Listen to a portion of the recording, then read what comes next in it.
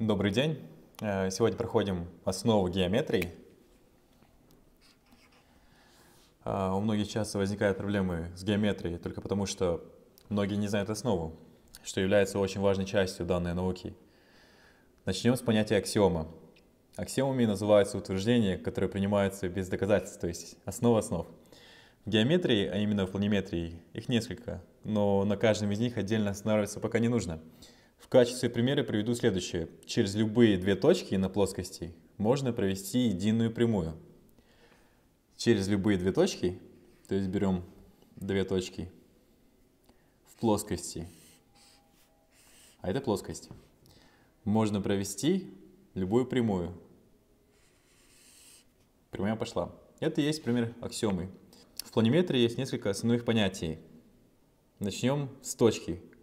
Точка не имеет размера и обычно обозначается заглавной латинской буквой, то есть, допустим, скажем, точка, да? Точка А, точка Б. В предыдущем примере с аксиомой также можем, так как это точка, мы можем указать, что эта точка была а это точка Б. Далее переходим к прямым. Прямые обычно обозначаются малыми латинскими буквами. То есть, вот она прямая, а заглавим ее буквой А, маленькая.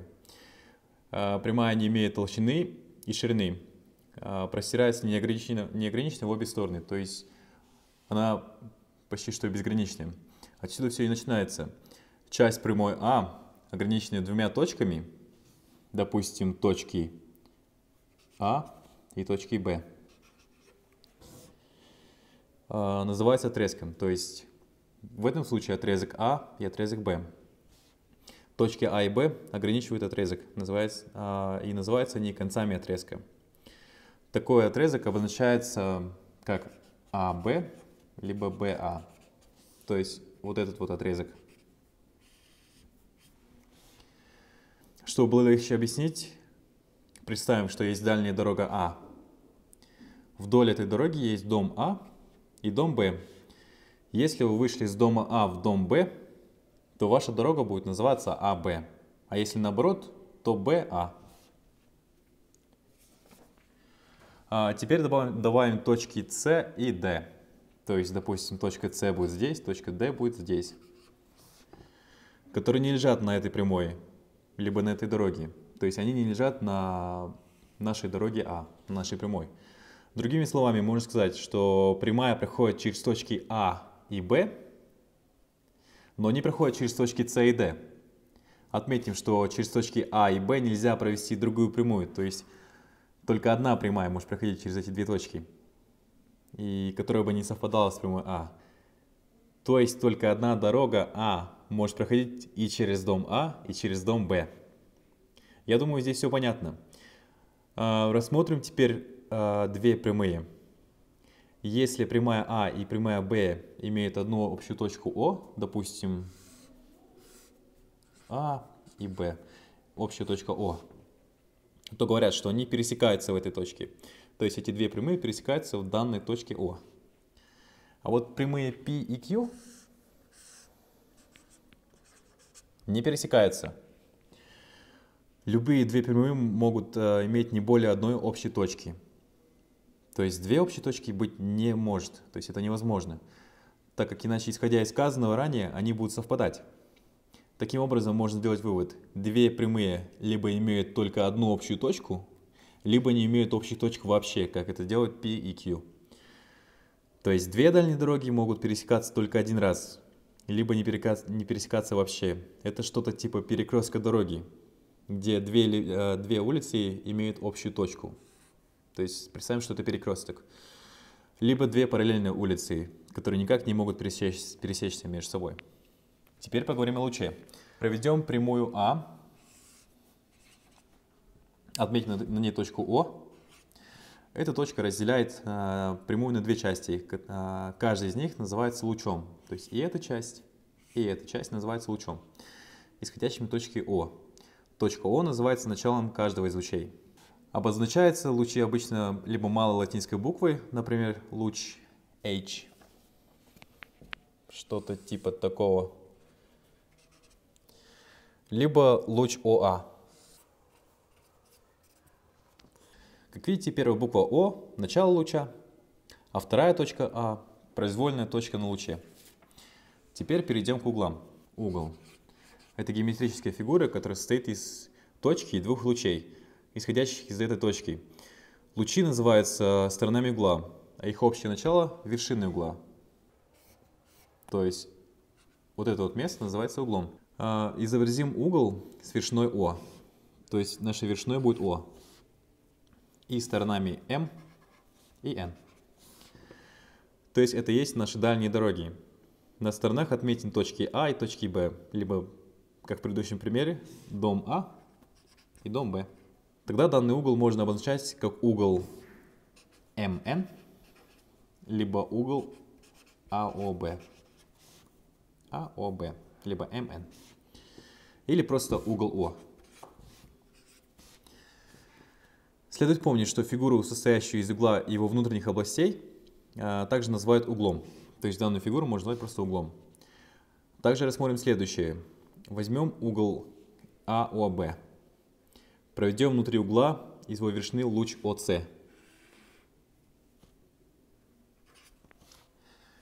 Получим два угла. Угол АОС и угол СОБ. Если же взять угол АОБ, то любой луч ОС, не совпадающий с лучами ОА и ОБ, делит этот угол на два угла. Теперь нужно понять, как измерять данные углы. Единица измерения углов обычно принимается как градус.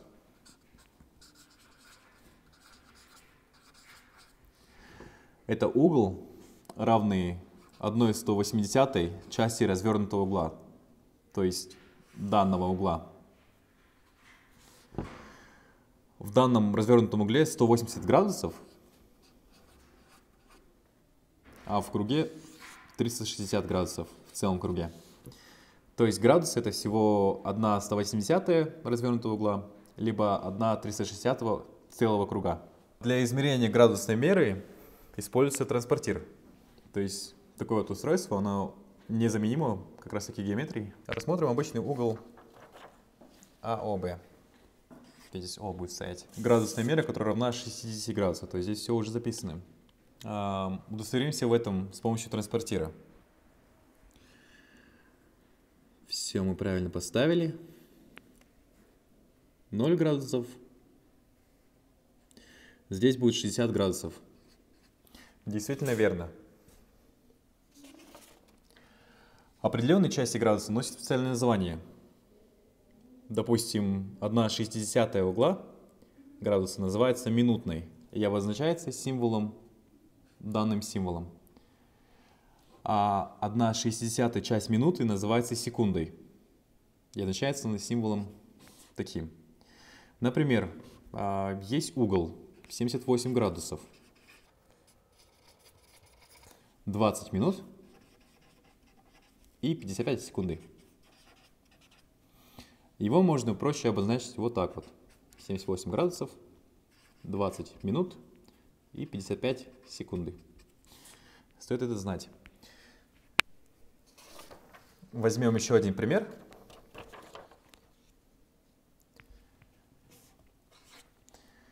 Возьмем угол АОБ. Из вершины О проведем луч ОС, который делит угол на АОС и СОБ. То есть мы, соответственно, получаем два угла. Теперь нужно будет измерить данные углы. Сначала измерим угол АОС. Получаем 50 градусов. Соответственно, угол АОС измеряется 50 градусами. Переходим к углу СОБ. Здесь 50 градусов, смотря на А здесь 160 градусов. То есть в данном случае 160 градусов. То есть наш угол СОБ будет равен 160 минус 110 градусам. То есть угол СОБ 110 градусов. Как мы только что измерили, угол АОБ равен 160 градусов, как мы и написали. Получается, что угол АОС плюс угол СОБ равен углу АОБ. Следовательно, мы можем сказать, что луч делит угол на два угла. Градусная мера всего угла равна сумме градусных мер этих углов. То есть этот угол плюс этот угол равен данному большому углу АОБ. В зависимости от величины выделяет прямой угол. То есть назовем его угол АБ. Угол АБ имеет ровно 90 градусов. Тут получается, что АБ перпендикулярный угол. Так они и называются. Такие предметы, как прямой стул, стол, особенно угол комнаты, являются перпендикулярными углами. А далее выделяется острый угол. Тоже назовем его АБ. Здесь получается АБ всегда ниже 90 градусов. То есть острый угол. В данном угле АБ является ниже 90 градусов, как мы только что сказали. Примером можно привести обычную горку, по которой можно скатиться вниз. То есть представим, что это горка, и то, что мы скатываемся вниз. Скатиться вниз можно только в том случае, если внутренний угол горки является ниже 90 градусов. Или же можно просто от слова «острый угол» представим, что этим острым углом можно легко проколоть бумагу. То есть вот эта вот острая штука может проколоть бумагу. Поэтому он называется острым углом. Далее последним идет тупой угол. Нарисуем его также и озаглавим как АБ. В данном случае тупой угол АБ должен быть больше, чем... То есть вот он наш угол АБ. Он должен быть больше 90 градусов, но меньше 180 градусов. Здесь угол. Предыдущим примером можно объяснить и тупой угол. То есть данным углом, вот этим вот, сложно будет проколоть какую-либо бумагу. Соответственно, он называется тупым. Сегодня мы изучили основы геометрии, а именно точки, прямые и отрезки, а также их свойства, лучи и углы со свойствами.